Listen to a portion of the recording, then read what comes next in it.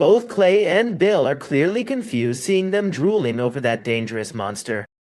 Clay tries to warn Takaro that it's not a time to celebrate, and right then the giant crab nearly crushes him. Takaro quickly dodges the attack, and Clay explains that they are facing a Trango crab, a fierce rank monster. Despite the warnings, Takaro only sees it as a possible main dish, and no one is going to change his mind now. That's why he takes out his staff and asks Bill to cover him without using fire or lightning. Takaro then activates reduction and hardening in both hands and feet to fight, while V supports him with a sonic attack. As soon as he strikes the crab with his staff, Takeru realizes it is tougher than it seems, but that won't stop him.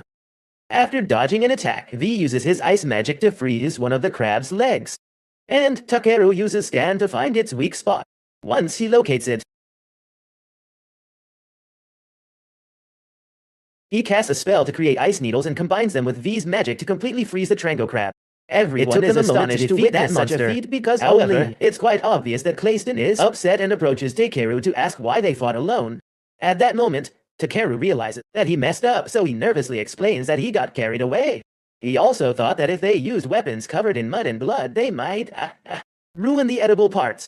Clay can't believe he plans to eat that thing, but lets the comment slide, and reminds Takeru that he is his bodyguard. Takeru replies that he is a bit more accustomed to fighting crabs, and Clay admits that his magic is impressive. But even so, in moments like that, he must keep calm, trust his allies, and fight together.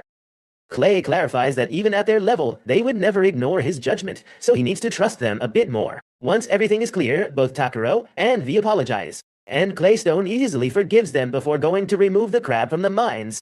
After a while, they manage to extract all the mineral from around Eldirith, but Takaro still detects strong readings further ahead. So they dig deeper because there is a good chance of finding an even larger quantity. Dambo tells him that he defeated them, so he has discovered that entire deposit. Suddenly, he begins to cry with happiness, and Takeru cannot help but think about everything that has happened so far. Earthquakes, distortions throughout the land, monsters awakened by the magical essence, and more. This leads him to believe that Voldia's magical essence may have had a larger impact than he had thought. Operating in locations affected by all of that makes him think that this might be what the god referred to when he said a single drop can change the world. Upon returning, Takeru reflects on the fact that he has been doing things his own way all along, and perhaps he is gradually changing this world. If that's the case, he hopes it will be a positive change for everyone he has met during his journey when they reunite. With King Takerol reporting that the investigation inside the mine is complete and that they eliminated the greatest threat, his master confirms, saying he saw everything with his own eyes and that he did blink once. Takeru decides to open his bag to show them the frozen Trango crab, whom they believe to be a fearsome demon. Sir Guadine is shocked to see such a terrifying presence and tells them they did well in defeating that dreadful creature, a feat that deserves a reward.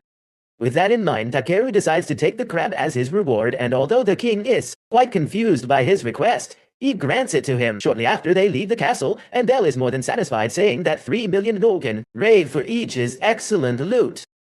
However, Takeru keeps thinking about the crab, planning to prepare some sashimi first, then grilled crab and maybe a hot pot like last time. V is as excited as he is, but Clay asks them what they are thinking, and Takeru explains that the hard crab shell could serve as an excellent material to make harvesting scissors, so there is a lot to do. The next day, Belle is very excited to receive her reward, a magnificent white steed, the true legendary Pegasus he was searching for. Claystone also receives his reward, his precious spear fully repaired and ready to use. Belle mounts the horse and tells Takeru that he must return home because the Pegasus is meant for his sister. Before leaving, mentions that now he owes him a debt so large that he could spend his entire life and still wouldn't repay it. Takeru tells him not to worry, because he got a crab in return, so they are even. Just then, the carriage arrives.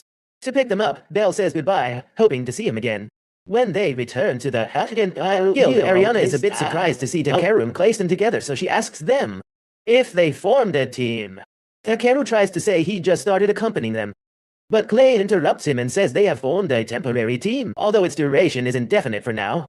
Ariana jumps with excitement, saying she has to inform Wade about this immediately.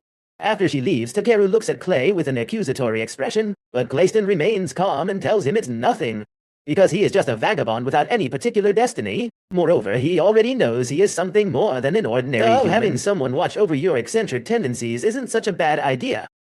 Takeru thinks that sounds a bit insulting, but he knows he can't argue, especially seeing how happy V is to have Clay nearby. Although Clay can be a bit preachy, Takeru begins to think that traveling together might not be so bad. After discussing it a little, they decide on a name based on Clay's suggestion, the Black-Blue Brigade. Once that's settled, Takeru heads to meet with Rilvi and Grusas to deliver the Ildrita mineral, hoping to hear their opinion. However, not a single word comes from their mouths as they inspect the Ildrita. They simply begin to tremble. This puzzles him a little because he thought the high-purity Ildrita would be perfect for forging a sword. But now he considers that it might actually be harder to work with when it is too pure. Takeru nervously waits for a response, but Groza bursts out in a cry of euphoria and soon begins to cry alongside Rurk, who tells him he is very glad to have entrusted him with this job. The shine and density of the Ildrita mineral are perfect, so he's truly happy to have found something like this. Groza asks him to calm down, but admits that he's also crying like a baby. This time, instead of arguing or fighting about it, they just embrace and keep crying. More, Takeru is simply glad they're happy, and Grusas tells him he hasn't seen such a Ildrita gathered together in one place in 120 years. While they cry, Takeru isn't quite sure what to do because he knew that the bar was high, but I didn't expect them to get so excited. Even the scan results indicate that Eldred is a perfect rank of material. But you never know if it's exactly what the client is looking for. In the end, what matters more than market value is delivering exactly what they need. Takeru realizes that he finally begins to feel proud of being a collector, and that makes him quite happy. When he finally stops crying, Ribal tells him that with that many stones, they can't possibly pay him enough. Takeru reminds them that he only wants a pair of customized scissors made so they can fix that part later. For now, he just wants them to use those stones and forge a sword so good that it wins first prize at the exhibition. Ribal and Gruza immediately wipe away their tears, full of determination to win that prize. Time passes, and 2 weeks later, Takeru happily enjoys a drink, but wait until he approaches her with news. Saying he was looking for him, he hands him a letter and informs that he has received a summons from someone important. Takeru looks somewhat surprised, and Clay tells him that because of the wax seal, it seems to be the coat of arms of the Luz-Levac house. Wade clarifies that it comes from the lord of the Luz-Levac territory where Belkheim is located. Takeru does not seem very enthusiastic upon hearing that it's a territorial lord, like a problem waiting to happen. He tries to fake a sudden stomach ache tomorrow, but Clay asks him to stop making pathetic excuses. Wade quickly responds that Belminen might be a noble, but he's not the unpleasant kind. With that in mind, decides to read the letter, which turns out to be an invitation for him and Glayston to visit it. The Luz-Levac mansion. Wade explains that the gentleman learned they had formed a team, so he decided to summon the entire brigade instead of just one member. Takeru remains unconvinced, saying it sounds like an excuse for something else. Clay agrees, saying he could have directly said that he wants to see the young dragon. This makes Takeru worried, thinking about the possibility that the Lord might try to take Vive away. Waddle assures him that he is not that kind of man, and also lacks the authority to do so. Glayston confirms this and tells Takeru that if that Lord tried to seize V, he would simply leave Valkyne alongside him. Excited, Takeru suggests that they should head to the coast and enjoy some fresh sashimi. With that in mind, Takeru finally agrees, and soon they depart for the mansion in a luxurious noble carriage.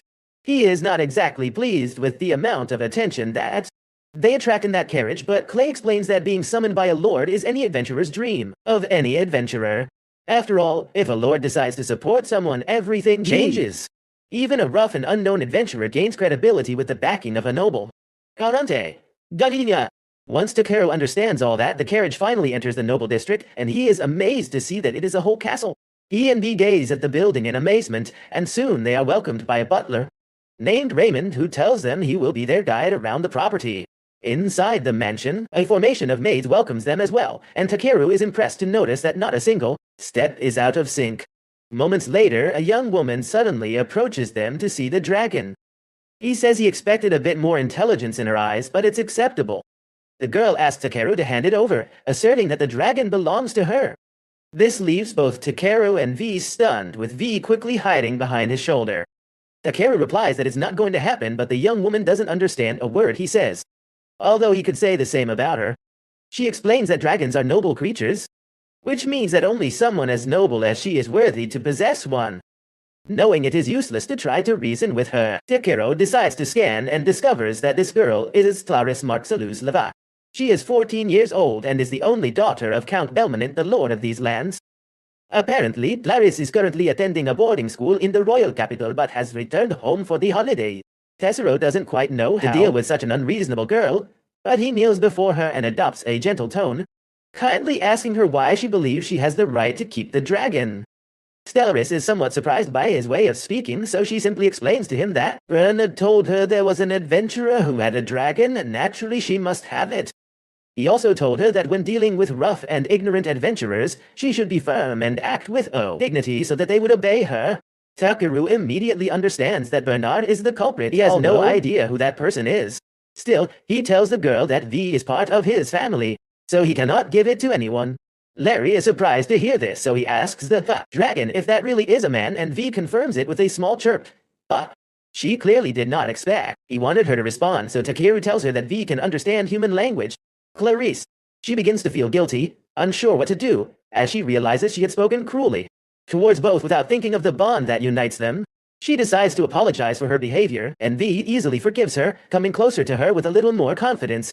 Though he soon regrets it when the girl suddenly hugs him tightly, leaving him no room to breathe. Takeru asks her why she wants to have a dragon so much, and Taleri's expression becomes slightly sad when she explains that she wanted to show the land to her mother. Before she starts to cry, her father finally appears, and Takeru is shocked to see that such a man, handsome is the lord of the place because he looks too young to hold that title.